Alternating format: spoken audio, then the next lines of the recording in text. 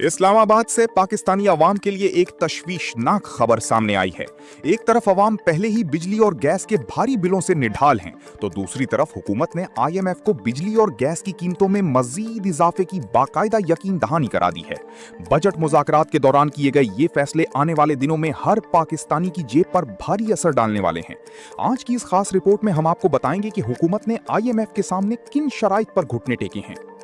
जराये के मुताबिक हुकूमत ने IMF को यकीन दहानी कराई है कि प्रोटेक्टेड सारफीन के सिवा बाकी तमाम सारफीन के लिए बिजली और गैस के नरखों में इजाफा किया जाएगा। यही नहीं बल्कि नेपरा की सहमाही टैरिफ एडजस्टमेंट्स और माहाना फ्यूल चार्जेस एडजस्टमेंट्स को भी बिला ताखीर लागू किया जाएगा। हुकूमत की नई पॉलिसी के तहत आलमी मार्केट में तवानाई की कीमतों का मुकम्मल बोझ अब बराह रास्त सारफीन पर मुंतकिल किया जाएगा। यानी आलमी सतह पर तेल या गैस महंगी हुई तो उसका खमियाजा पाकिस्तानी अवाम भुगतेंगे।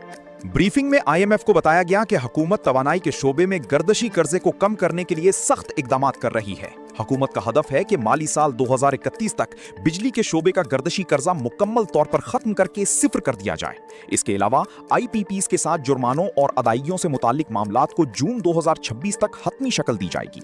जनवरी 2027 से बिजली के बुनियादी टैरिफ में इजाफे का फैसला भी मुकम्मल तौर पर नाफिजुल अमल रहेगा, जिसका मकसद लागत की 100% वसूली है।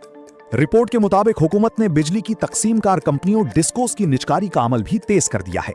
IESCO, गैपको और फैसलाबाद इलेक्ट्रिक सप्लाई कंपनी की निजकारी का हदफ 2027 के आगाज तक मुकर्रर किया गया है।